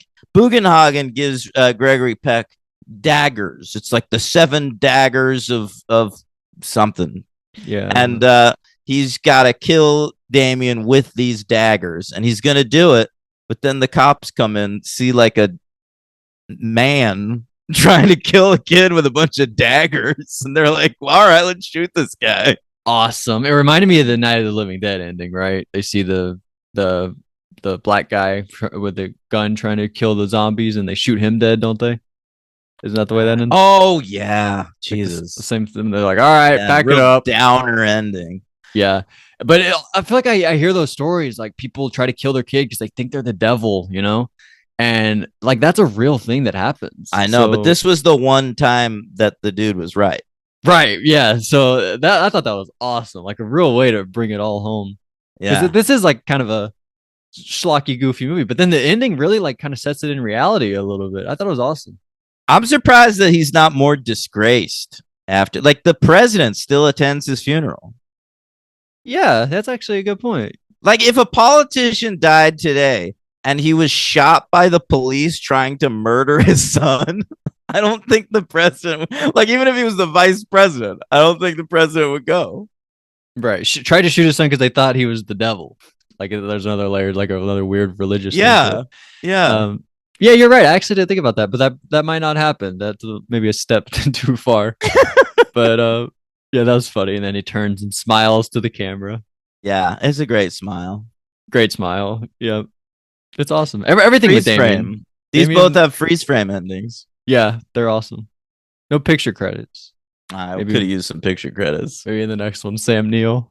But what if that one had Sam Neill smiles to the camera, freeze frame? I hope so. I don't remember, but I hope so. How old is he? You know, he's an adult. It's an adult Damien. But is he like in his like 20s or is he like 40? I have no concept of how old Sam Neill is. I feel like he's like 30. Okay. How old is he these days? Like 80? Yeah, he's old as fuck these days, man. He's so old. He was really bad in that Jurassic World movie. They all were. Goldblum was all right. But you don't know. Like, I feel like they were on set for like 2 minutes. Well, they sucked. Whatever was going on, they sucked. Sam Neill is 1 year older than my dad. Wow, that doesn't help me at all. All right, well, that makes him like 77 or something like that. Okay, I guess that's around what I thought. So how old's Laura Dern then? 65? Laura Dern? Yeah, we're probably boring people going through the Jurassic Park age. Yeah, I mean, that is pretty boring. She was How old is Ariana Richards? I don't know. I just saw her recently. Laura Dern was born in 67. Okay, so she's pretty young. She's about 57. Yep. Okay. So yeah, great ending. My MVP. I don't know, honestly, because best part is the directing, but I want to go with an actor. We like to do that. You could go Damien because it's just like pitch perfect, that casting of that kid. But I don't want to go him. I want to go one of the two, the mom or the dad. But you could also go the nanny. Braylock, what was her name? Yeah, Baylock. Baylock. I really She is think so you could scary. go her. She is so good. But I might surprise people, surprising myself. I'm gonna go with Lee Remick. That's who I was gonna go with. That's where the movie shined. Every second she was. I think she's the heart of the film. She you know, you got Peck doing his Peck thing. It's not an amazing performance, but he's sort of perfect for the tone of the movie. You got Baylock, who's like a creep show. You got Damien, who's perfect kid casting or whatever. But I feel like you don't care as much about the movie without Lee Remick. Totally. She is the heart. What if is it better if Peck is Jimmy Stewart? Is it a better movie? My son's the devil. I don't know about I've gotta kill 70s my Jimmy son. Stewart. Maybe if the Omen was made in like 1959 or something, like Jimmy He's Stewart that would be old? perfect. Well, that's just when Anatomy of a Murder came out. I didn't even put that together. They were both there. Yeah. Jimmy, he was probably the best ever. Honestly. If we were doing like a draft of the best actors ever, he'd probably be my number one pick. Are you crazy? Really? He's just awesome. Like nobody, like the way he memorizes dialogue and delivers it. That's the way he memorizes dialogue. I know it sounds lame, but that's such a big part of acting. Nobody can do one takes like him. You go watch Anatomy of a Murder. That was my takeaway in that movie. Like nobody today could do this. Nobody. Maybe Cillian Murphy would be good. Cillian Murphy. I don't know. I don't know. But I don't know. But anyway, so yeah, MVP Remick, LVP. There's this second priest, Father Spoleto, and I don't really remember who that is. Wait, which priest? There's the one who gives him the baby at the opening, and he ends up talking to him again later in the movie. And then there's the priest who gets like not the crazy one. Not who gets impaled. I'm gonna go with the other one, I guess. Father Spoleto, only because I don't know who that is. But I guess that's the guy who gives him the baby. At the end. I like it. I'll go with him too.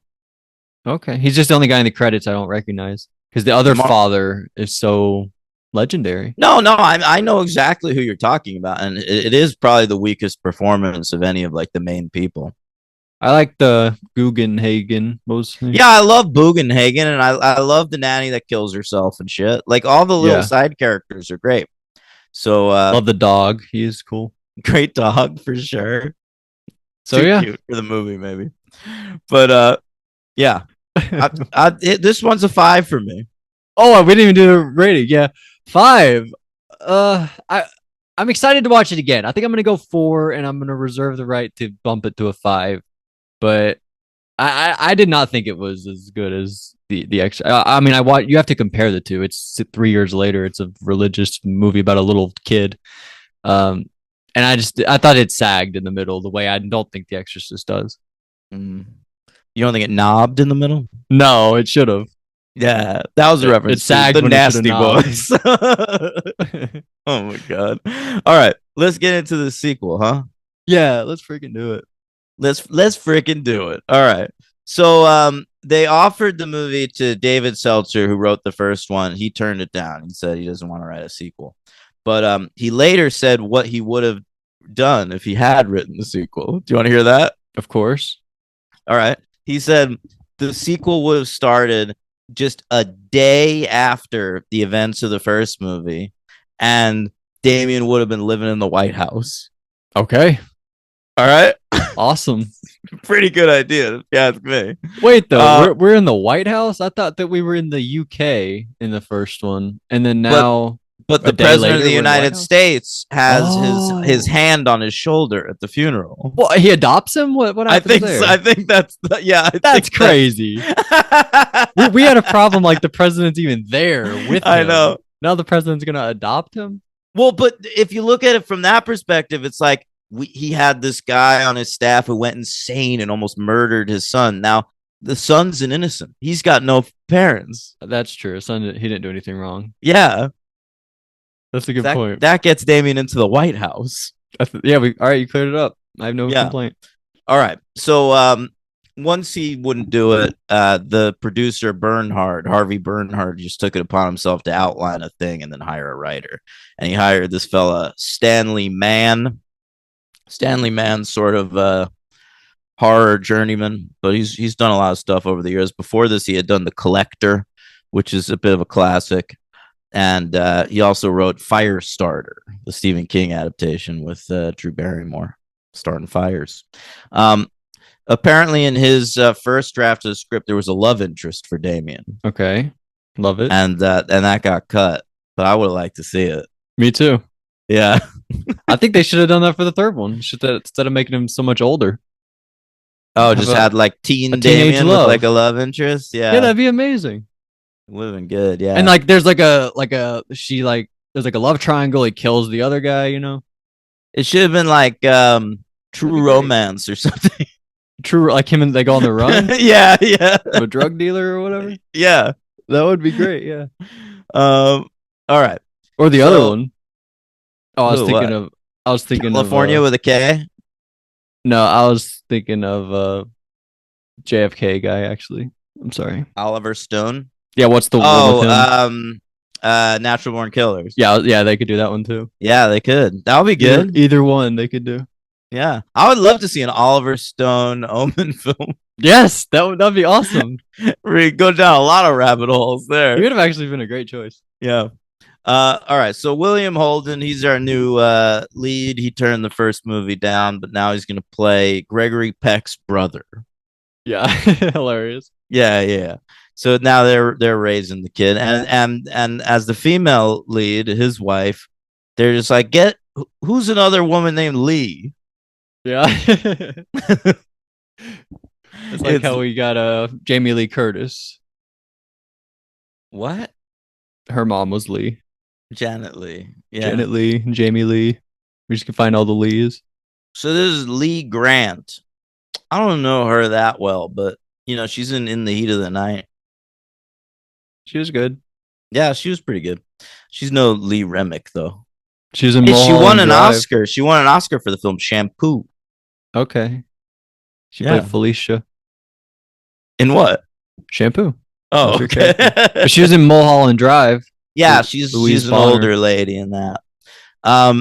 Then so the original director was this fella Mike Hodges, who did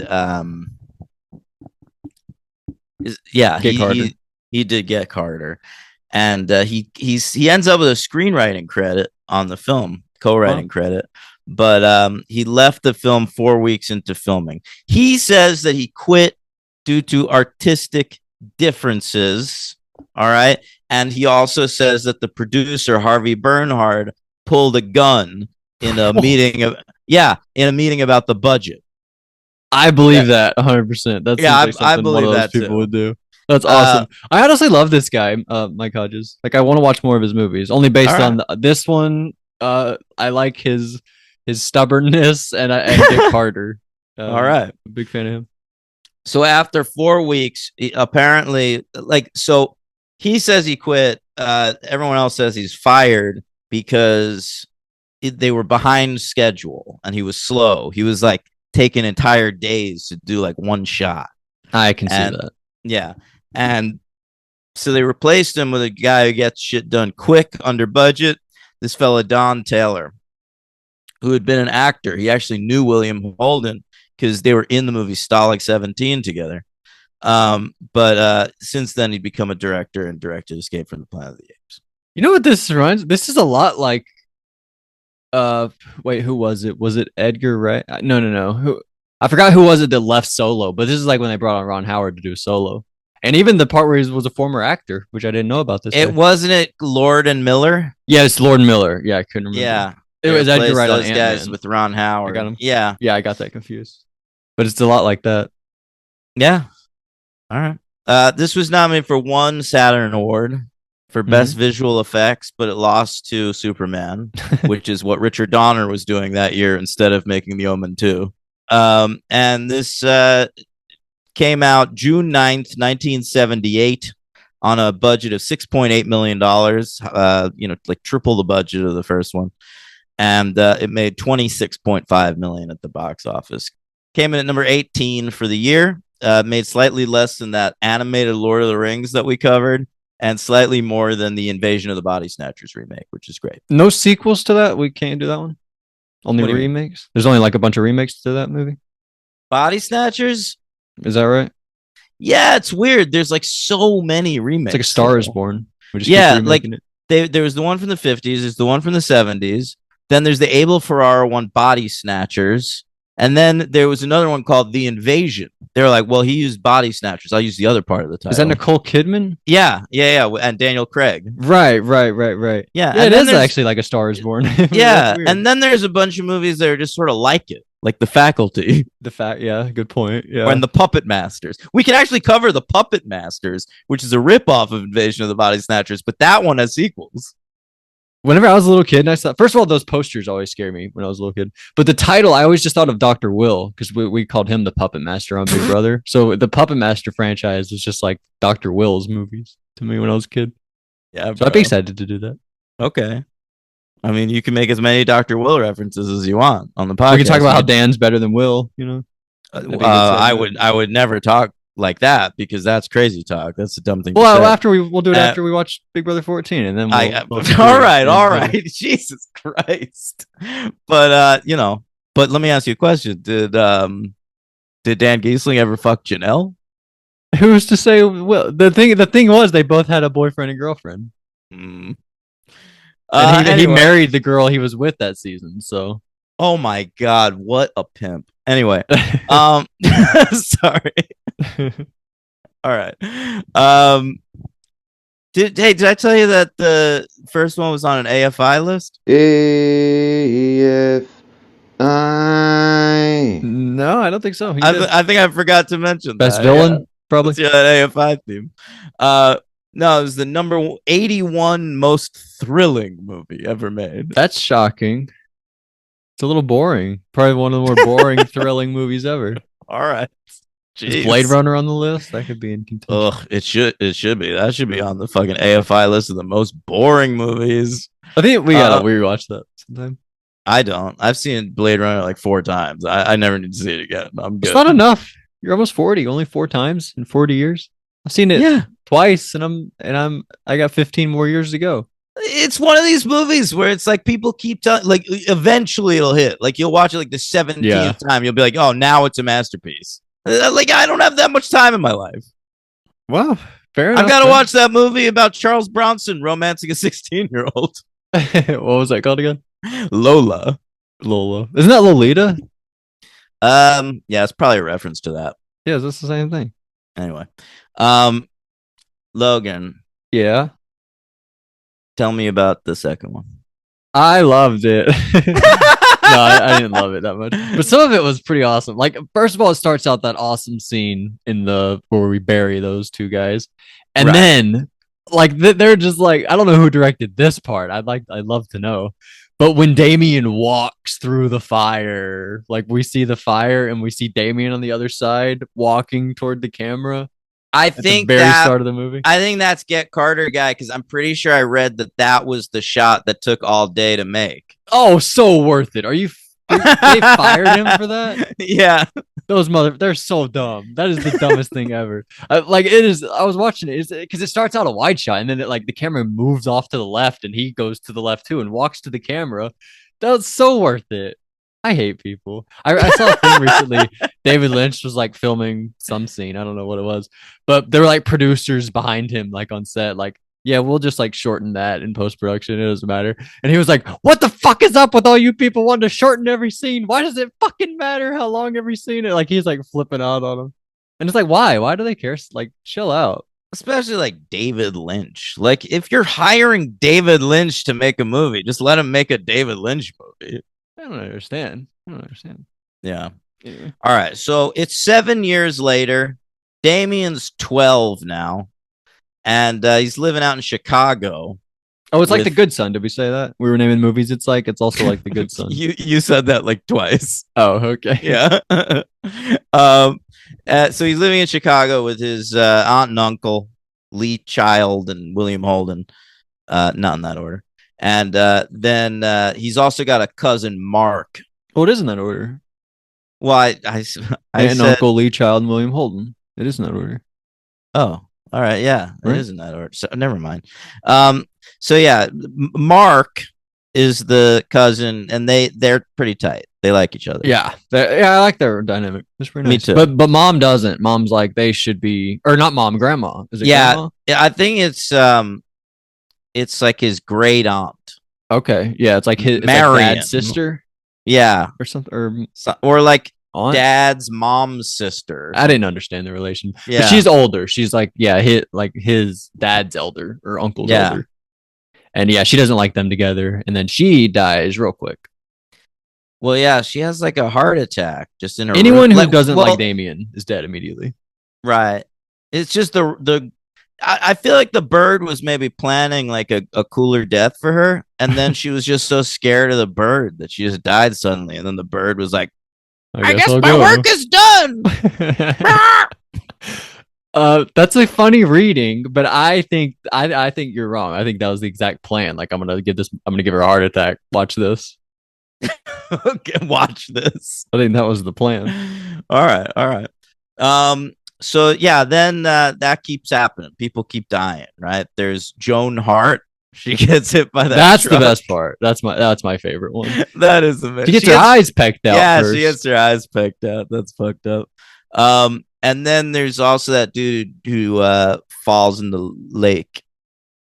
Oh yeah, that was like, good too. He gets trapped under ice. How did they shoot that? I was watching so many moments. that. I was like, how did you do this? It's probably like plastic or something. Is it? Yeah. I don't know how they shoot stuff on ice because you have to get all those people out. I'd be so worried that like we're actually gonna have a terrible accident. Yeah, I read that like William Holden didn't know how to ice skate, and there's a moment in the movie where he falls, and it was real. That's awesome. Yeah. It's like Camp Rock. There's a part in Camp Rock. Oh my god! It's not ice skating, but where Joe Jonas falls down, and they left it in the movie. I was watching the scene of like this dude trapped under ice, screaming for his life, and I was just imagining that same fate happening to the entire team, the Florida Panthers. You want that to happen to them? Yeah. Jeez, that's terrible. Instead of winning the Stanley Cup, they Just should all 'cause just they are die competitive under ice just and because want they to win? beat the Rangers. Well, you should kill the owner for assembling the team, not them for playing their hearts out. Fuck those guys. I get it. All right. They're up what 2-0, else aren't they? happens? Yeah, they fucking are. Sorry. Yeah. Oh, what else happens? Are those the big deaths? He murders one guy. There's like he pumps a place full of like toxic fumes and like drowns everybody out. Kills a guy, but he Who lives. does that? Damien. 'Cause there's Damien? the thing like Damien. Everyone else like had fumes in their lungs, but not Damien. It's like Unbreakable. It reminded me. If it's like Unbreakable too. This movie. Well, it was like it's one of the things where like that's how he survived the fumes because he's got jackal blood. right. He's And unlike apparently humans. jackals aren't affected by these fumes. Right. Yeah. Obviously. I didn't Yeah. think that was weird. But yeah, that was fun. And what else? I guess those are like the big action scenes. Yeah. We do skip. I didn't expect us to skip ahead like 2 weeks in the timeline of the movie. Like we start the movie and there's a part in the middle where we go on vacation. Like he's like, the uncle's like, I've really had enough. I got to go on vacation. And we go and come back and like his coworker had done a lot with the company. He's like, I didn't want you to do this. That was a Oh weird yeah, plot. the coworker. He was cool. There's all kinds of weird subplots in this movie. There are. But I think part of it is that there's two different directors. Like I read, like you know how Lance Henriksen is in this movie. Yeah, not enough. There had to have been a whole thing with him. Exactly. Yeah. Lance Henriksen apparently fucking hates this movie because, like, apparently his shit was important to the Get Carter guy, and all his stuff got cut by Don Taylor. He was apparently supposed to be this like Vietnam veteran who, like, like shepherds Damien into like evil or whatever. Yeah, he gives him the Bible and says like, do some reading on yourself, learn about who you are. That was cool too. There's supposed to be a lot more shit like that, but Lance Henriksen is like barely in the movie. Like it's kind of like blink and you miss him. It really is. You might not even notice if you don't see him in Yeah. the credits. But I loved that part where he's reading from the Bible. He's like, and they will like assemble armies to wage war against the devil. And it's like, and it's like cross cut between them like loading their weapons in the military. That was so cool. Like the devil is in disguise in the military, and they're like creating this army to fight evil, but the devil is there, like, and they don't even know. That was I loved that part. That was so cool. The devil's in their midst. The devil inside, and he's their top cadet. Yeah, he's the best guy they got. You Yeah, see the he devil wins inside? an award. No, That sucks. That's like the Omen kind of. Yeah, he wins an award at the end of the movie for being the best military cadet. Damien. Yeah. Damien Thorn. It's a cool name. It is a great name, by the way. Thorn. Yeah. Not a lot of Damiens anymore, and I think it's because of this movie. I think you're right. Yeah, but Damien there's a few. Priest. I know. Yeah, but they named him that because it's like half evil, half good. It's got priest in there, but Damien's evil. Yes, of course. Yeah. I want to say Van Helsing. Is his name Damien? I don't know. Damian Lewis, the guy from Billions, Bobby Billions. Yeah. His name is Damien. But that's like the only one I could think of. That's pretty awesome. I think I'm wrong. So Van Helsing is Abraham. Is Dame? I can picture Dracula in that movie saying Damien. Damien. Well, I mean, they might as well just include the kid from The Omen as one of the fucking monsters in that movie. That would be sick. Yeah. There is one great shot of all the villains. We can have Damien there with them. That'd be cool. I love Damien here. What do you think about this actor? And then Gregory Peck and like his face appears in the sky at the end. Yes, that'd be beautiful. Yeah. Early Remick. What do I think of the kid who plays Damien in the second one? I thought he was really good. Yeah. Yeah, I thought he was pretty good. It's like he had to play it up. Like sometimes I was like, wow, he's doing a lot. They put a lot on that. But then also I was thinking about like what he's reading, the lines he's having to say, and they're giving him like he's doing exactly what he's supposed to. I think I really enjoyed him. Yeah, I gotta say he's not. His name is Jonathan Taylor Thomas. Jonathan Scott Taylor. Right. I think he's good, but not as cool as the first kid because he never went to jail for kicking ass. Yeah, he would have to do that. I don't think Sam Neill ever does it either. So in our rankings so far, who would we have? Little boy first, then this one, then Neil. We'd have to see we'll see how Neil does. Now. Yeah, we gotta check out Neil next week. Yeah, it's unfair to judge him. Yeah. I really like this guy. Oh, by the way, the Aunt Marion who like dies of the heart attack at the beginning. Yeah, she's that old lady from Beetlejuice.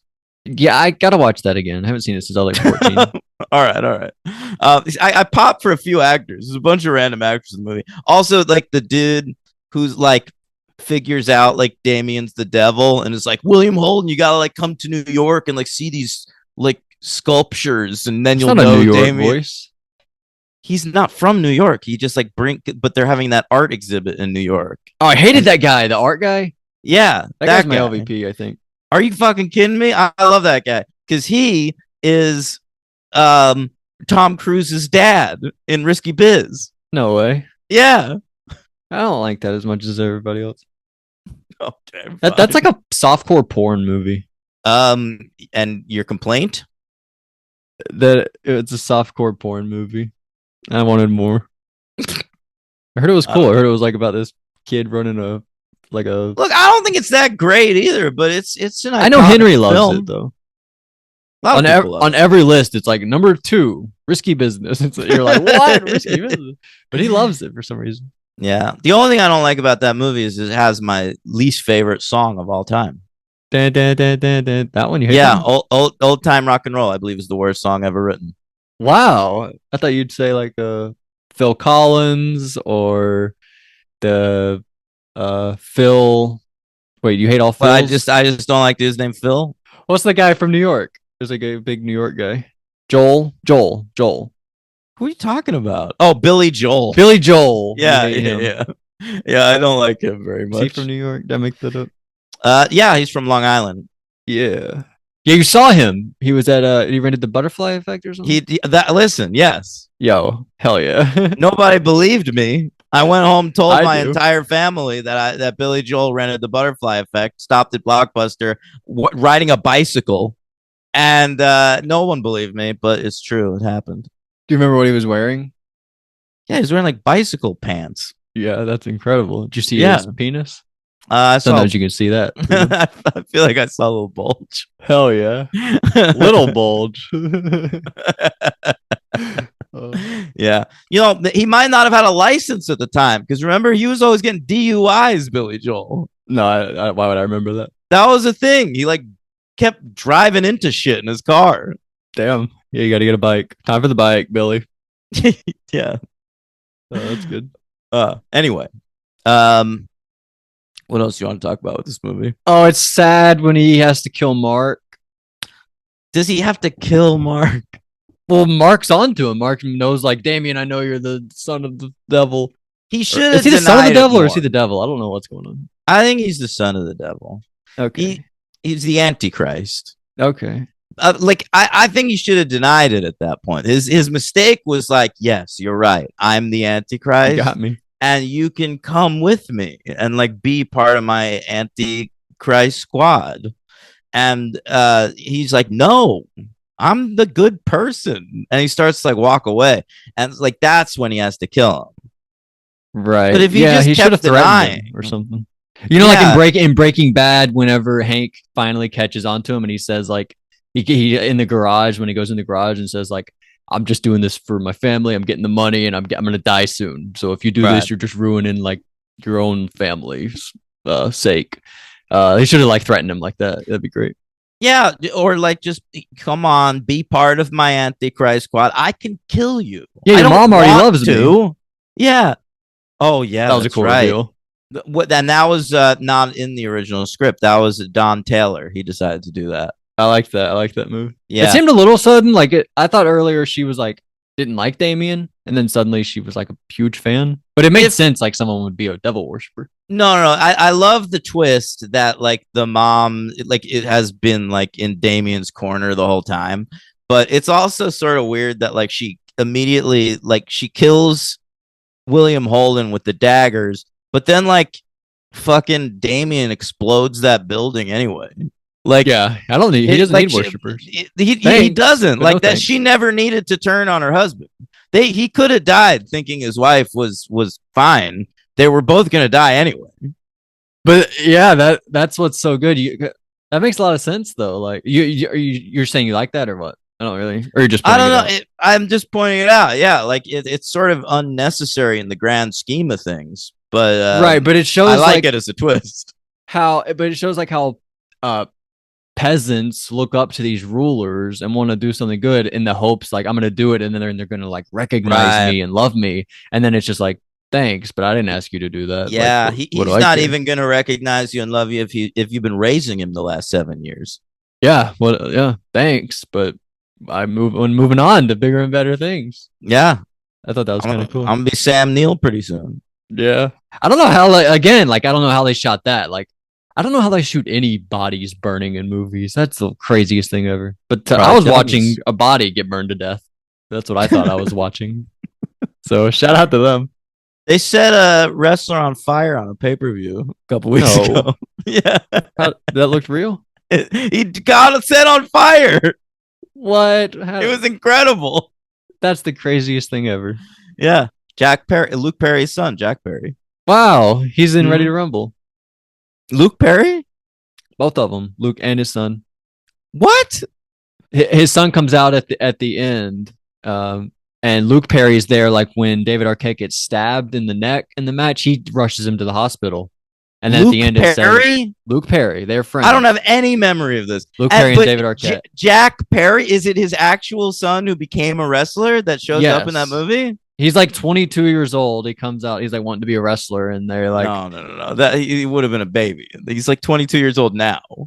Well, Ready to Rumble was like 5 years ago. That guy's probably like 26. Ready to 27. Rumble was 25 years ago. Did I say Ready to Rumble? Yes. I meant You Cannot Kill David Arquette. Oh my God, Jesus Christ! I'm so sorry. The documentary. Okay, yes, that makes more sense. I'm so sorry. Yeah, they're in that documentary.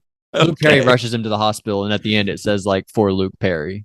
Oh yeah, I sort of remember that. Yeah, but you see Jack in that movie? Yeah, Jack's there. I didn't really know him, but it says like Jack, the son of Luke Perry, and he's like. Well, if you want to see him get set on fire, he's doing a great job as a wrestler. It looks like he's set on fire and shit. That's crazy. That's wild. He was Austin from Big Brother 17's tag team partner. They were tag team champions. Was Austin there when he got set on fire? No, he was at the same pay-per-view, but in a different match. They're not like affiliated anymore. If they were, Austin probably would have prevented it. He's that good. I hope so. Yeah, He's Judas. Is that anything He's- with the he's- devil? Maybe. Anyway, I don't know what Judas did. watch some of that Liz and Julia stuff. Just saying. Oh, crazy. All right, L Dog. What do you give this one? I give it a 3. Me too. It's like a 2.5, but I enjoyed it. So I'm It gonna give is a sort 3. of a 2.5. It's like better. It's like better Hannibal or whatever. Yeah. Who's your MVP? I'm gonna go with Damien. Wow, the kid, Damien. Yeah, Jonathan Taylor Wild Thomas. stuff. All right. I could go a lot of different ways with this. William Holden's I thought good. Mom was good. Mom's good. I like Joan Hart. She dies pretty early, but she's good.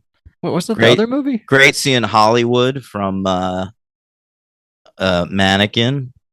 Great seeing Bugenhagen early on. Yeah. I want to say that I forgot to mention this. The dude who dies under the ice, that character's name is Bill Atherton. And that kept throwing me off because that's the name of the actor who plays, this man has no dick in William Ghostbusters. I didn't put that together, but there's a William. Bill is short for William. Right. So William Atherton. That's a great call. Yeah. Yeah. All right. So my MVP for this film, I am going to go. I'm just gonna go straight up William Holden. Is that all right? For the LVP? For MVP. Oh, that's fine. Yeah, that's Yeah. fine. And for my LVP, I'm sorry, I'm gonna go with Aunt Marion. Really? Yeah. I liked her. Okay. I don't really know who my LVP would be. Honestly, maybe we'll see. Here's the problem I run into here, because I think the part that makes like the least sense is that when that doctor dies in the elevator, but I'm pretty sure that was a black character, and I don't want it to become a thing like, oh, Logan picked a black character, so I won't do that. You can if you want, man. But it was nothing against that guy or anything. No, that guy's amazing. He's the guy from Mannequin.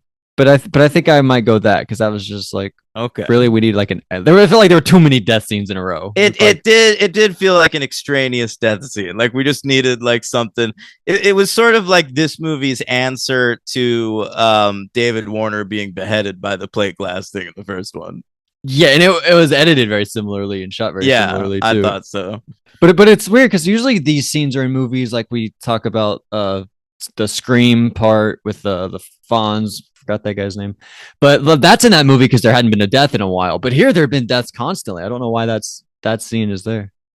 You know who's low key the MVP of this movie is Who? Jerry Goldsmith, because they were able to get him back as the composer, and I really think like it makes the film seem more like a real movie. I think that's a good call. Yeah, Yeah. it is great music. All right. Maybe they used a little much here. They might rely on it too much in the second one. Yeah, but I like that it's all new shit. Like he wasn't just reusing the themes from the first one. Yeah, like John Williams. Yeah, bitch. So, all right. We got comments. Well, I pretty comment. much said the Eric Nelson one. Yeah, Michael Babcock says clear MVP is Gregory Peck's horrible soap opera performance, so he loved it.